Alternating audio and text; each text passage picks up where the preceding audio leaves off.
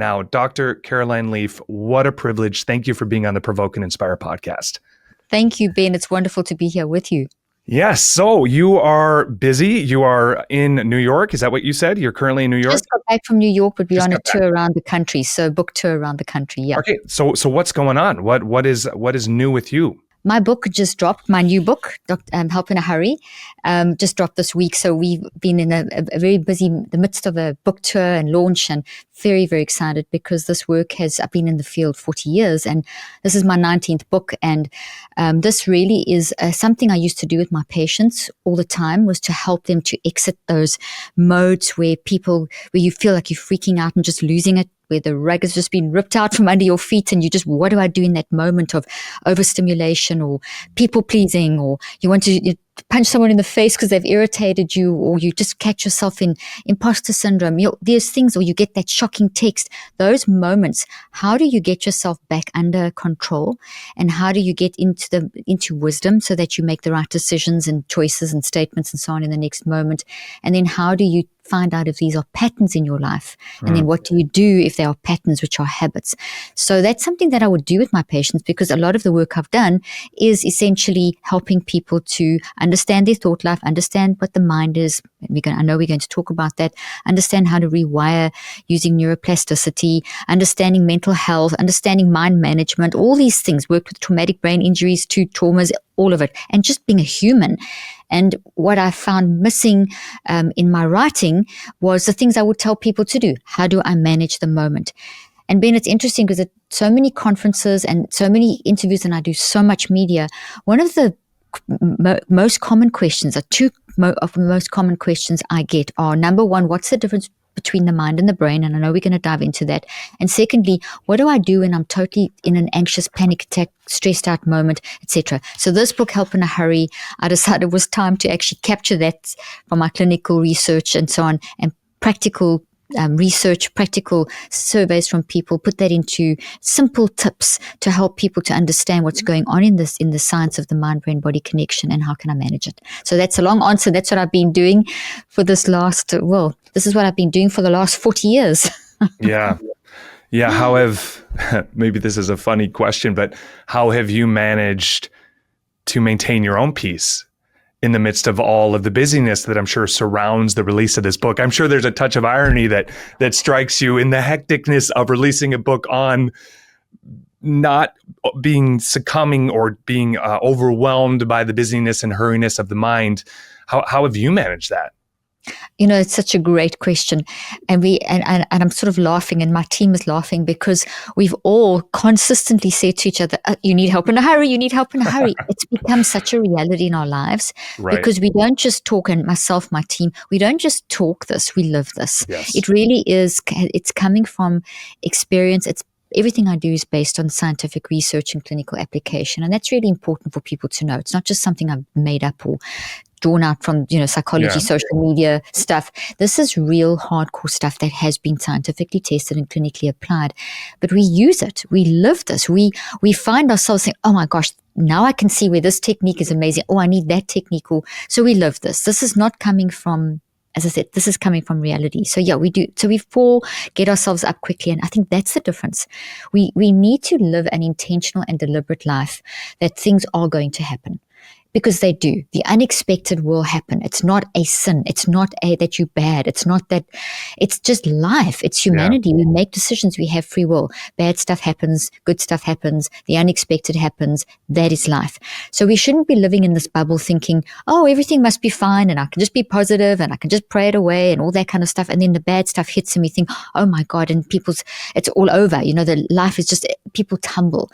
And so if we live what the research shows, and it's a very spiritual concept, live your life in an intentional and deliberate way to recognize that things can happen. And are you prepared?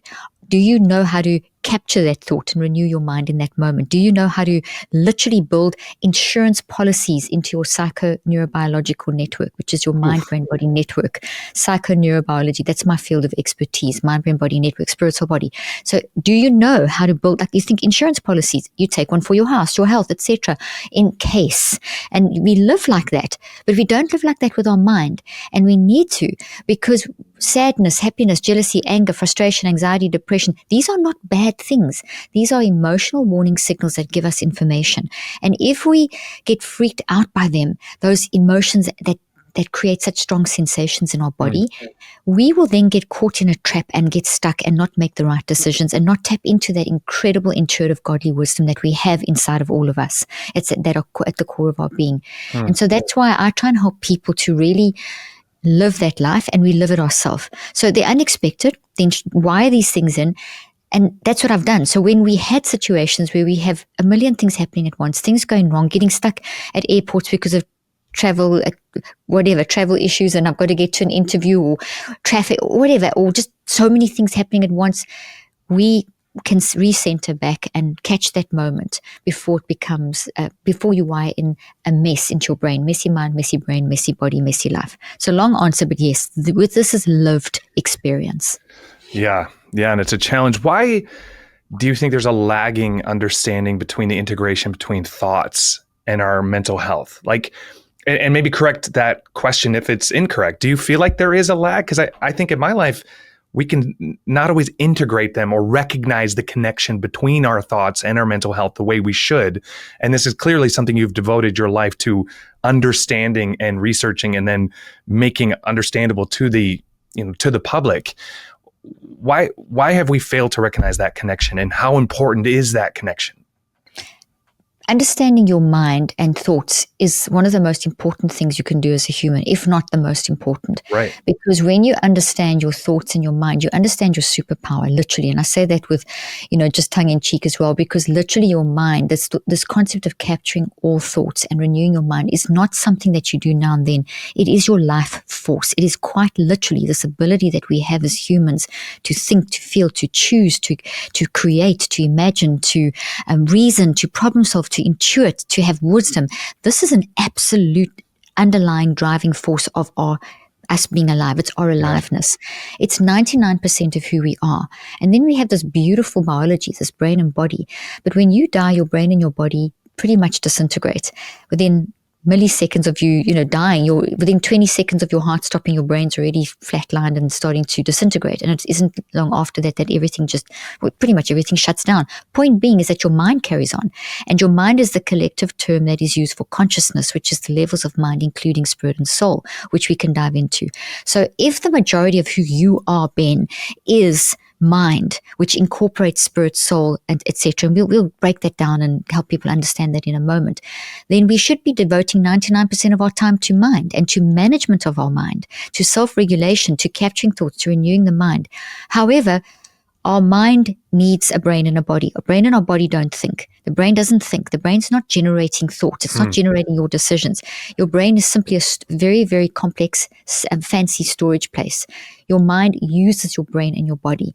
Your brain and your body are responders, not generators of thoughts and ideas. They are biology. They're 1%. But we live in a world, to go to your question, we live in a world in the last 50 to 70 years, especially the last 50, there's been a massive move as we've understood more about the brain to explain everything in terms of the brain. So if you're depressed, it's a chemical imbalance. If you are anxious, there's a panic attack, there's something wrong in your brain. If you've got up and down mood swings, you've got bipolar disease, there's something wrong with your brain. This is 95% of the world's population believe that if they feel any kind of emotion that's strong, even not even that strong, and just consistent or strong or both, that something's wrong with them, that they're mentally ill, that they have a problem with their brain.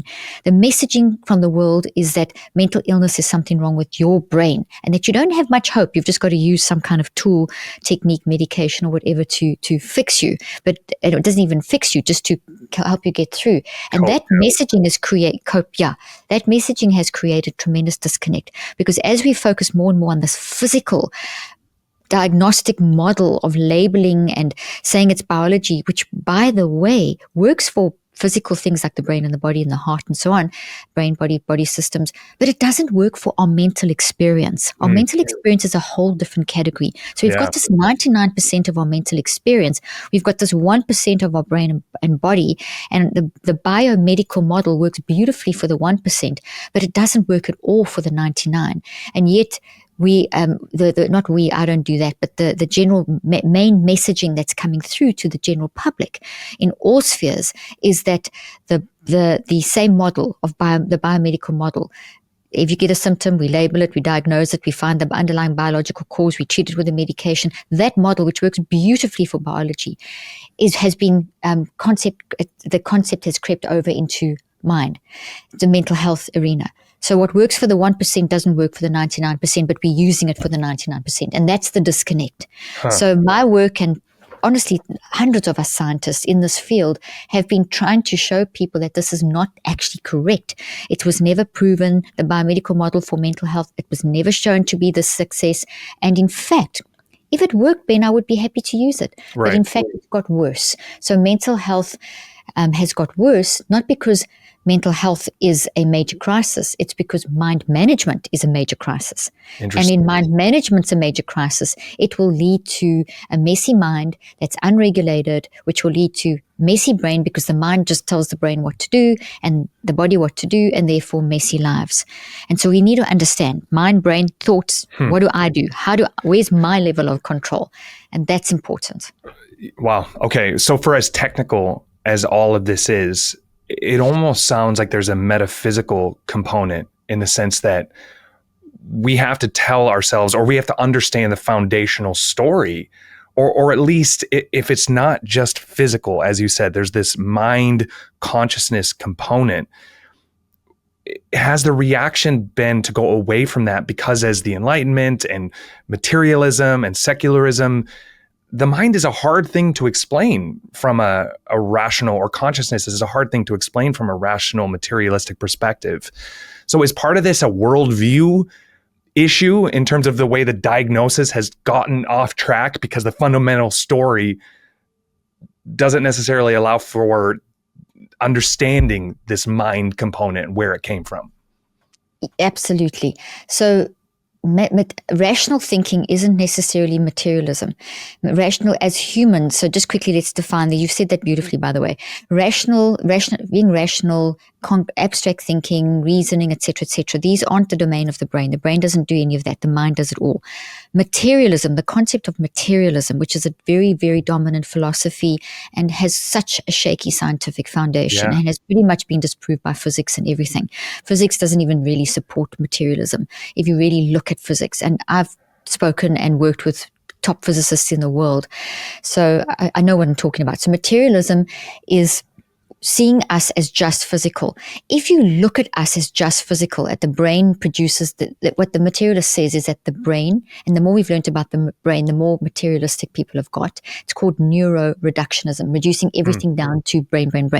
And brain doesn't do everything. It only does it does a lot, but not everything. Okay, it doesn't do anything. Actually, it does nothing. It only does what the mind tells it to do, and it isn't the only place where memory is stored. Memory is stored throughout the whole. Memory's in your fingertips. Memory's everywhere. Okay, so materialism doesn't recognize that. Materialism just says if you can't see it, touch it, feel it, hear it, then it's actually one of those things that's the hard question of science. So if you look at things from a perspective that the brain generates everything, well, then you're going to be stuck. You'll get stuck. That's materialism, and then there's a form of rationalism that's stuck inside that materialism that doesn't see the bigger picture, and everything has to equate. So those people will say, okay, whatever they don't understand, that approach.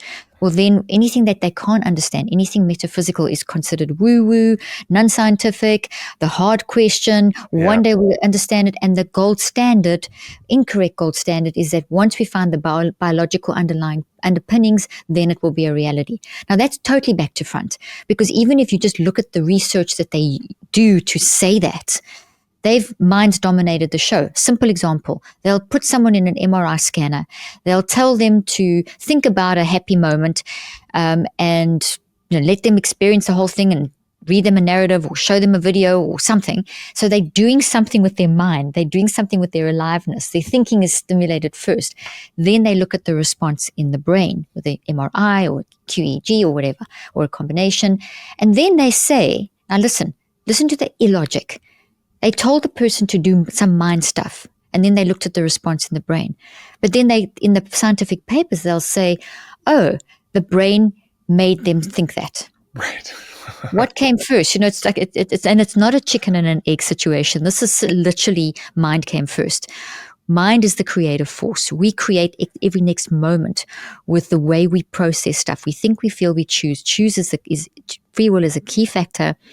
The scripture, lay before you life and death, blessing and cursing, choose life. You choose to get angry with someone. Someone doesn't make you angry. Yeah. You choose to get worked up about something. Someone doesn't make you worked up. You choose to get upset about something. Someone doesn't make you upset. So in other words, you have creative power in your mind. Your mind is the force. The mind is, to quote Darth Vader, the mind is the force. Seriously, and our mind has these levels, and it's connected to the source. And that's where we need to pay attention. And it is metaphysical, but there is physics to explain it. Right. We have electromagnetics, we have quantum physics, we have all these incredible ways of explaining it. And I'll say one more thing just to support this. There is more accurate metaphysical or research explaining that the physical is limited in existence. Once the soul goes on forever, the mind goes on forever. There's reality beyond this physical life. When the physical body disintegrates, life continues. You continue. There's more evidence for that than there is for materialism. And that is interesting. And that's what the general public don't hear about. And that's why I do the work that I do, to try and help people experience that. Because not everyone's into philosophy. Not everyone's into understanding big words like materialism and reductionism, but everyone can experience life. And if they experience self-regulation, which is bringing a thought into captivity and renewing it on a consistent basis, like all day long, that's when you'll see, oh, wow, my superpower is in my mind. I can tune into wisdom. So there's a long answer, but yes, when we look at it from the wrong angle, we mess things up. Yeah, that's so brilliant. And Ben, can I just say one more thing about this? I'm so sorry. Yeah, I don't want to interrupt you, but I want to bring it into the church. I work in all environments. But in what I'm seeing a lot of in the church and in any environment where there's a lot of rules, and this is not meant as a criticism, it's meant as a wake-up call. What I'm seeing is a lot of bias, literally the same bias that materialistic scientists have. I see that same kind of bias in the church, where there is, if you mention anything like the word energy or whatever, there's, oh, that's evil, that's bad, that's new age. Energy is what enables us to do StreamYard and have this conversation. No energy, no cell phone, no Zoom, no StreamYard, no lights in church, no ability to drive your car. That's energy. You'd be dead without energy. Energy is the source. Energy is this creative power. God is the source of all energy. God is energy. Yeah. And so the church has these rules, and that limit people's ability to see beyond. So if something feels slightly different, they don't question. They just immediately label and judge and all that kind of stuff. So it's to keep your mind very focused on keep your mind open to wisdom and intuition, and you'll find a lot more peace. Instead of thinking, oh, I'm depressed, I'm the evil, I'm a sinner, it's a bad thing. No, what is that depression telling you? You're not depression. You're not anxiety.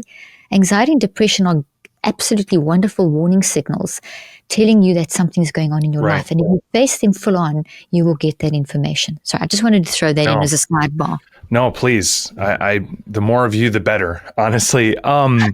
I've been reading Miracles by C.S. Lewis again, and it's really interesting because the first few chapters, he deals a lot with the non-materialistic origins of rationality and reason, and how you just simply cannot, it's the reductionistic explanation of these things, it falls apart immediately. So the timing is fascinating.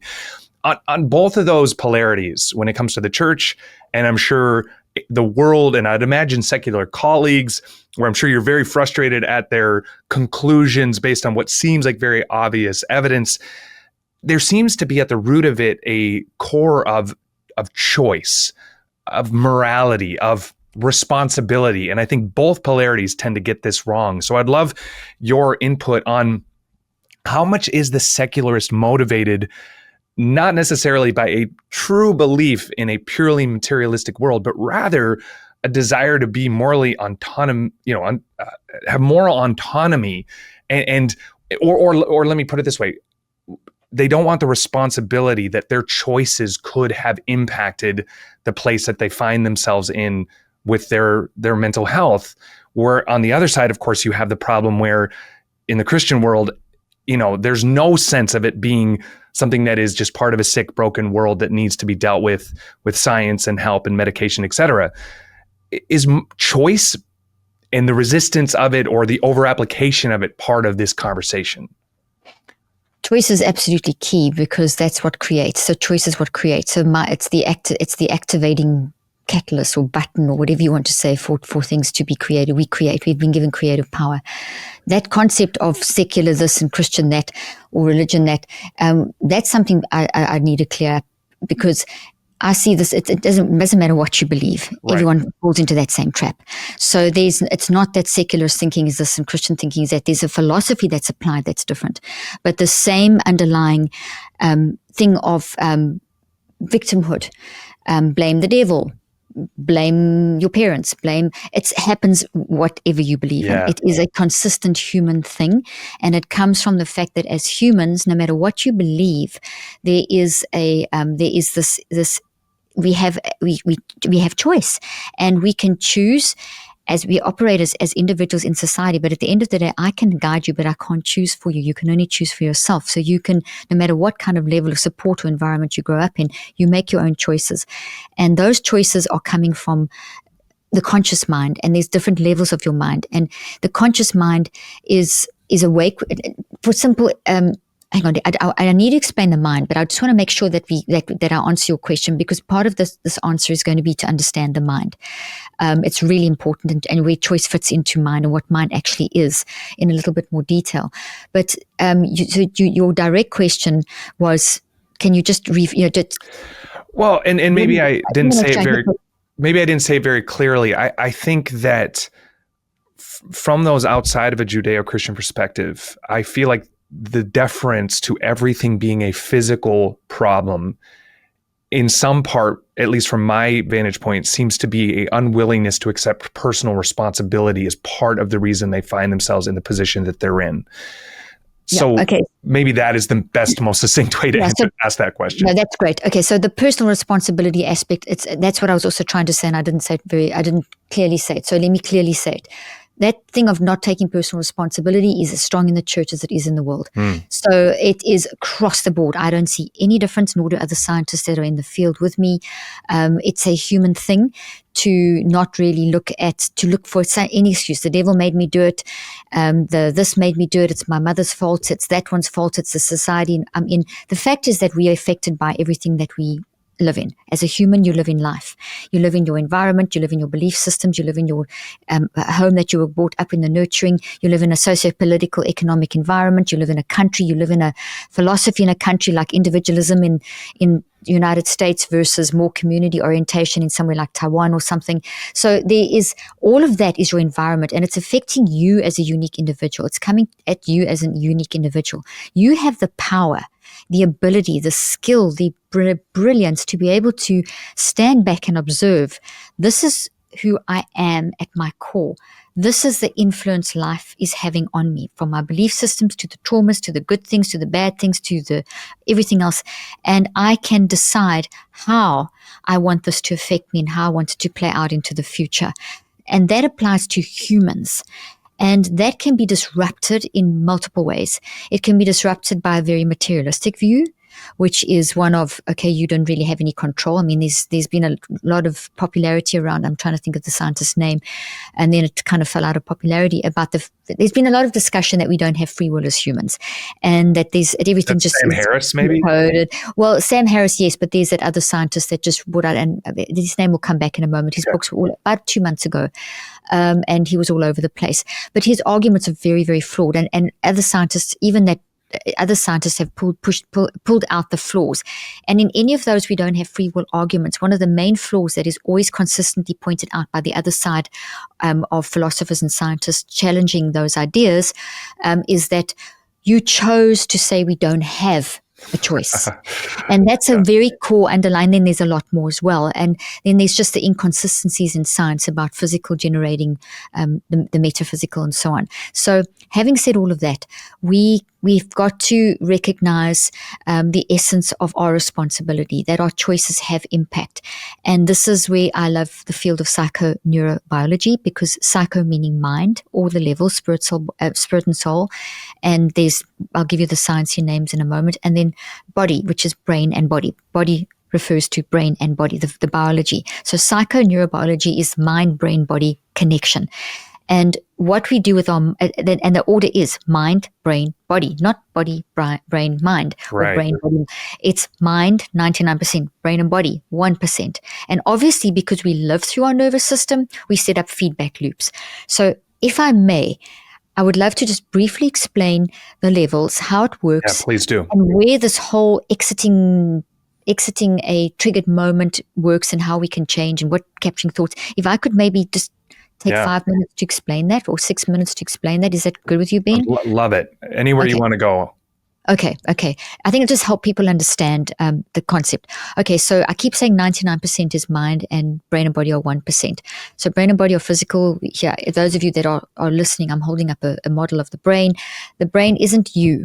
The brain is something you control. You are your mind. So mind is you-ness, your aliveness, your ability to love, to hate, to question, to be curious, to experience a sunset, to think abstractly, to create, to imagine, to intuit, all those beautiful things, to perceive, to see things in different ways, to change, to grow, to learn. That is mind. It is all that stuff. But there's another aspect to mind.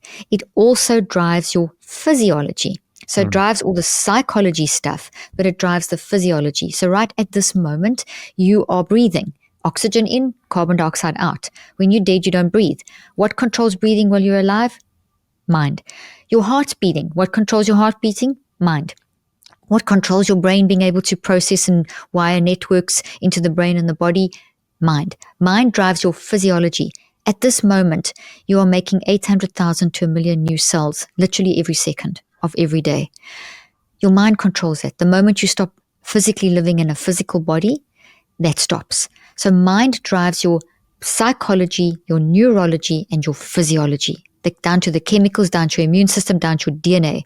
So those cells that I spoke about, the 800,000 to 1 million cells that you make every second, those cells build your organs, and your organs build your systems, and you constantly rebuilding the organs of your systems of your body. There's these cycles, and scientists have even managed to kind of estimate the sort of time that it takes to rewire network, rebuild organs of your body, and all that kind of stuff, which is super interesting.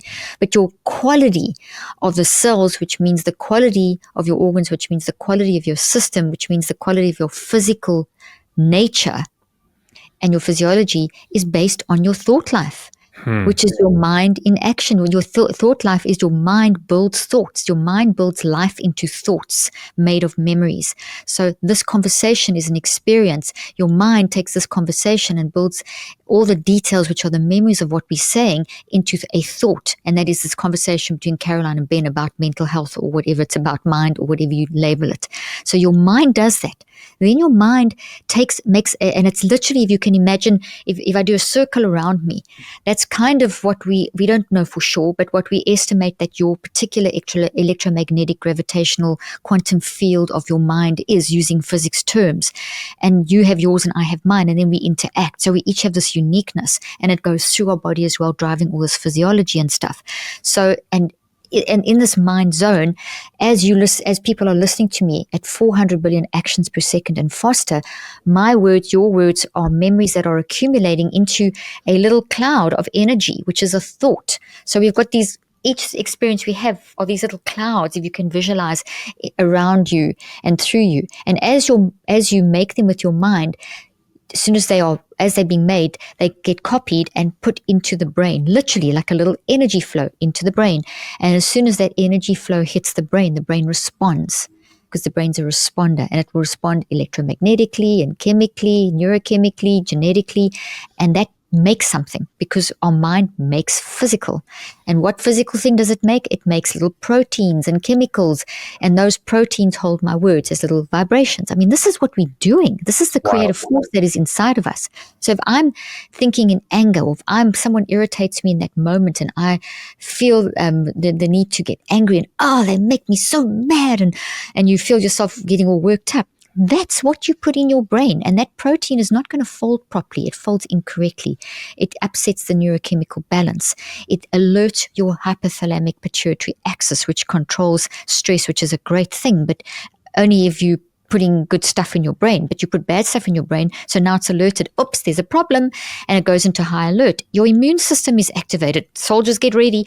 Your heart starts pumping more blood. A whole lot of physiology, without going into hours of detail, is responding. This is psychoneurobiology in action.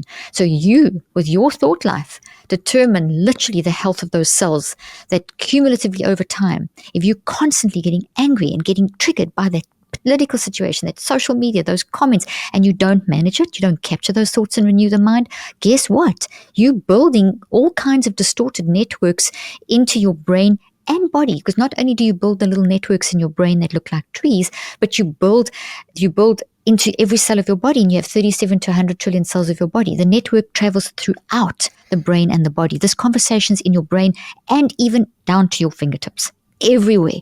So if it's chaotic and I don't manage it, I am going to build this wiring into my brain cumulatively over time that drains my physiology, because God made us perfect. Our body's wired for love.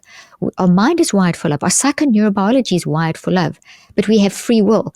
So knowing that we would make a lot of bad choices, because you have to, because that's how you learn. That's how you grow.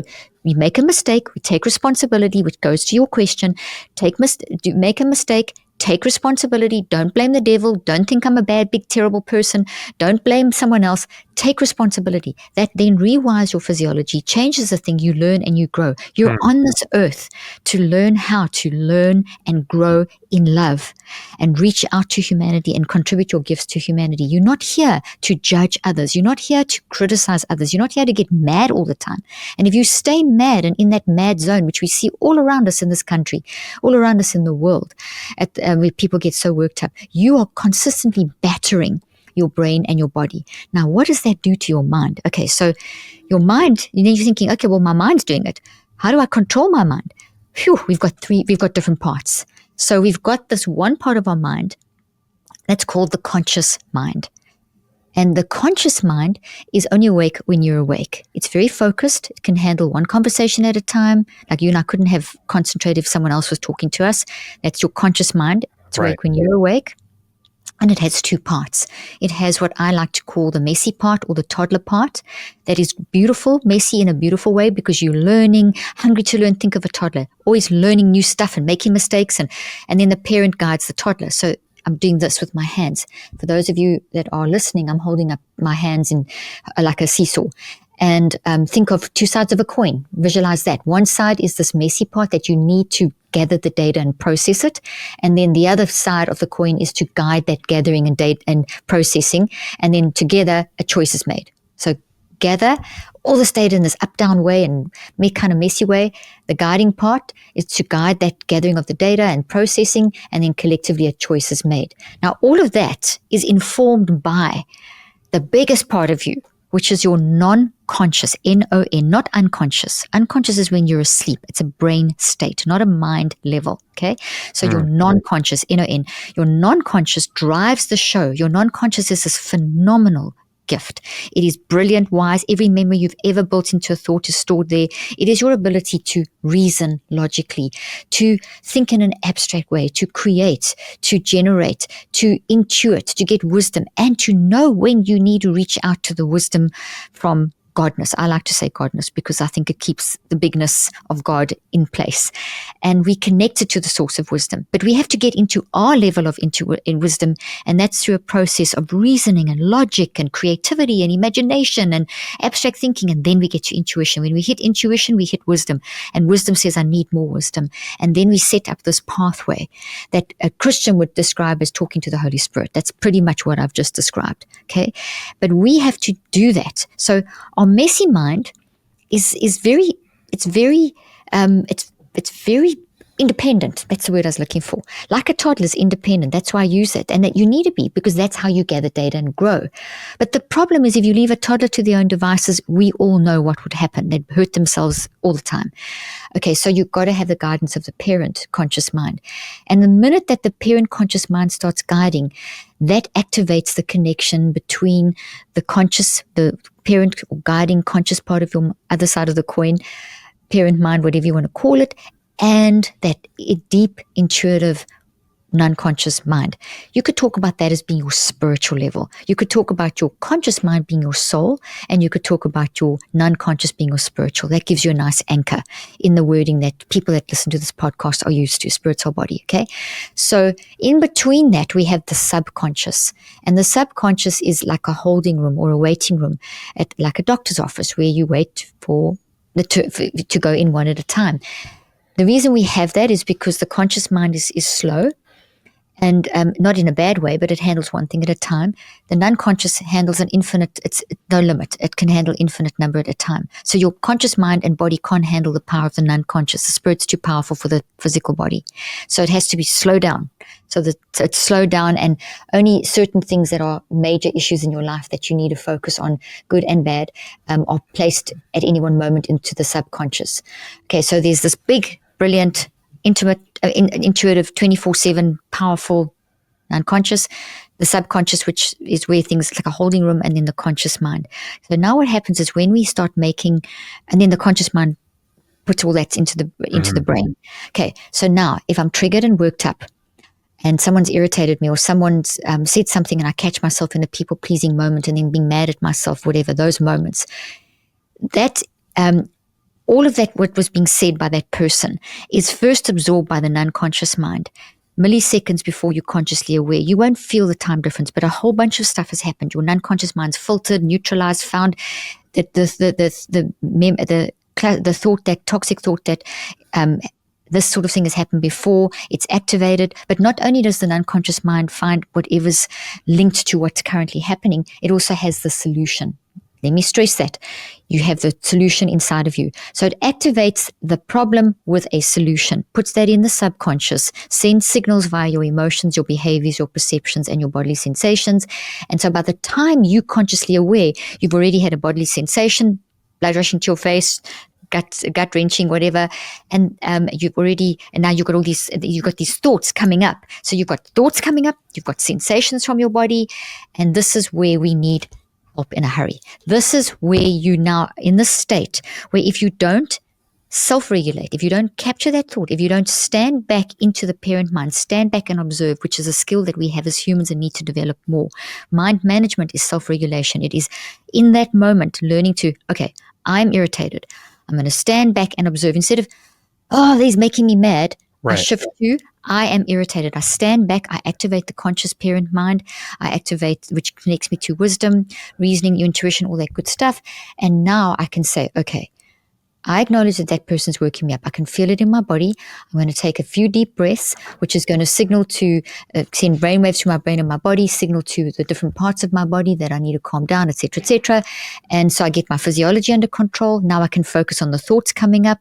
And so And then I can start doing a mind shift. So in summary, Help in a Hurry, I give you a process with lots of techniques. So if you find yourself shifting into people pleasing, or if you find yourself getting angry, or if you find yourself whatever, black and white thinking, wanting to punch someone in the face, imposter syndrome, all these things that can trip us up, regret cycles, big one, feeling under pressure, feeling totally stressed out, exhausted. When we have those trigger moments, we can practice in that 60 seconds. In that minute, we can practice, instead of being consumed and drawn in and getting stuck in the 1%, if I do that, I ignore the parent, the messy part gets more messy, and then I create a loop between the conscious mind and the brain just does what the mind tells it to do. So now we get a messy reaction in the brain, we get consumed, we get lost, we get more depressed, more anxious, we fight more, we suppress it for a moment, and then it comes back again, and we live in these loops, which is just such a waste of time, and eventually build up to illness and mental challenges and so on. Or I can say, okay, in these next 60 seconds, I'm going to stand back and I'm going to observe myself. I see I'm frustrated, so I'm going to mind hack. Okay, I'm going to use a mind hack. And I acknowledge, Caroline, you're frustrated. That person said something that really upset you. You're going to shift into people pleasing. So you don't ghost yourself. You acknowledge. That immediately gives you power, changes your psychoneurobiology. You're in the driver's seat. You can do some breathing, which signals and calms down the brain waves and all that stuff. And then you can do a mind shift, which is, okay, I choose to be angry or irritated, or I choose not to be. I choose in this moment not to be. I choose to go and do something else for a few minutes, or I choose to just keep quiet in the meeting and let them mouth off, but I'm not going to absorb it, and then whatever. So it's basically the mind hack and mind shift. And I explain the process very clearly in the book with lots of techniques, but that's the basic underlying philosophy and the power that we have. Yeah. It's almost as if, we started this with the idea that the mind is, of course, integrated in part of the body, but it is something separate. And part of what the mind is capable of doing is standing outside of the body and having and maybe I'm not using the exact right vernacular, but what I love about what you described, it's that in some ways the remedy for the mind is to do the very thing the mind was created to do, which is to be able to step outside of the process and say, whoa, okay, I understand what's happening here. I'm going to take control of the situation. I'm not going to allow it to victimize me, but I'm going to establish rhythms and patterns to better regulate what's going on here and take control of the situation. And it's so brilliant. The one thing I would say, and you have very little time left, so I would be remiss not to get your quick thoughts on this before I let you go to your very busy schedule, is I feel like part of the world's trouble is it's unmoored from the source, and it's unmoored from the sense of what's true. And so how much of the ability to stand outside of what's happening to you can be done outside of a grounding in truth about who I am, about where my value comes from, about why I'm here. All of these sort of big existential questions almost feel like the recalibrating foundation required to put that process back into place and take control of that. Again, I know I keep coming back to the metaphysical side. That is obviously my area of passion and the subject of this podcast often. Yeah. But what are your, and again, you can just be like, hey, I love this, but I got to go. You can tell me at any time, but thoughts on that before we end here. Sure. Quick answer. So the mind is the biggest part. So the metaphysical is the biggest part of us. And so it's knowledge. Knowledge is power. Understanding the mind, not just quoting something, not just saying bring all thoughts, but actually understanding what does that look like. That is where our power lies. And so this ability that we have to stand back, visualizing in the conscious mind, the messy part's good, but you can't get stuck in the messy or you will stay messy. You've got to act. As you stand back, you immediately activate the parent mind. You immediately activate access to intuition. And that's a skill you can develop. It's mind management. It's learning self-regulation. And if we need to make a choice to actually do that, because we can get very sucked into the messy mind-brain loop of the overstimulation of technology, information overload, etc. So you can just absorb all the stuff, but you don't think deeply about it. We need to stop and say, okay, I'm not going to scroll through Instagram. I'm not going to listen to all these things people are saying. I'm actually going to just take one thought and I'm going to step back and I'm going to think deeply. Practice thinking. People don't think deeply enough, often enough. Mind management is a skill that is critical, and it involves stand back, think deeply, don't react. And that's why I hope with this book to just start training that, because when you experience the success, I saw this with my patients, I've seen this in research, when you experience success with just the one little thing, in 60 seconds, you can change your life. Then it takes around 7 days to identify a pattern. So if you see, gosh, I keep getting wired and worked up by this, I'm getting sucked into the social media pattern. It's exhausting me. I want to see, is this a pattern? So you catch yourself in the moment, learn a technique from the book, and then catch yourself in the moment. The book trains you how to get into the conscious guiding mind and access the intuitive mind. Then it trains you how to look for a pattern. It takes 7 days to more or less 7 days to identify a pattern. So I've given you tables and things, but watch yourself. How often do I do it? Where, the who, the what, the when, the where, the why, the how. If it's a pattern, it's a habit. If it's a habit, it's been there. You took at least 63 days to wire it in. Habits don't build in 21, they build in 63. So I've done a lot of research on that. I've got books on that. I have an app called the Neurocycle app. I refer to it in this book. I teach a basic form of it in this book too. It's the underlying principles of how you rewire, how you capture a thought, how you stand back, capture the thought, and rewire it. It's the process. The neurocycle's the process. You use it in a quick way in Help in a Hurry with lots of really cute techniques to help you, and then you use it in over 63 days in a slightly different way to rewire the habit. So start with the moment, identify the pattern over 7 days, and whatever pattern is disruptive, work on that over 63, because it takes 63 days at least from the scientific research, not 21. That's not even science. That was just a myth. 63 days to rewire a network. Okay, so there's the short, long answer, but people can find out more. I mean, I've got my podcast, Dr. Leaf Show. Yeah. I'm on every social media platform, Dr. Caroline Leaf. We put up a lot of good posts and things, like reels, and all that kind of stuff. Lots of books. This book's available wherever books are sold. Yep. And then I have drleaf.com as my website. And my social media handles are Dr. Caroline Leaf. Awesome. Yeah. And we'll put all that up in the intro, in the show notes, and the links. It'll be everywhere that you can find it. And when this comes out, the book will be out. And I'm assuming they can buy it everywhere and anywhere the books are sold. Absolutely. Look, I know you don't have time and we're out of time here, but Dr. Caroline Leaf, thank you. I've said this before, when someone devotes their life to an area of expertise and then allows the rest of us to grow and learn and benefit from that, that is a blessing. You are doing great work. My prayer is that God uses you extraordinarily, as he already has, but even more. So thank you. Thank you for doing this. I felt like we went over about one of 25 questions. It's probably pretty common, but hopefully we can do this again. We hit a lot of those. You had great questions and I was aware of them. So we kind of hit a lot of, we didn't get into the AI thing, but you hit a lot of the basic things. But I have if people do want to know my opinion on AI, I know you wanted to ask me, I have a whole podcast we did recently and social media posts. So they go to my podcast, they'll find a lot of the things that you wanted to ask me, I cover in depth in the podcast. Awesome. And this book, I talk about it in the book as well. So awesome. Well, there you go. It's the perfect tease. No, and thank you so much for your great questions. And I really enjoyed the conversation. So thank you. Awesome. Well, thank you. And I hope you have a great rest of your tour and great success on the book. Thanks, Dr. Caroline. Thank you. And thank you for your kind words. I appreciate them very much. Thank you. Of course. All right. Thanks for watching Provoke and Inspire. If you enjoyed this content, could you do me a favor and hit that like button? Leave us a comment, because this ultimately is a conversation. Hit that bell thing, I think, right? And YouTube seems to be recommending another video for you to watch. Check it out. Stay involved. Also, provokeandinspirepodcast.com for everything else. That's it. Peace.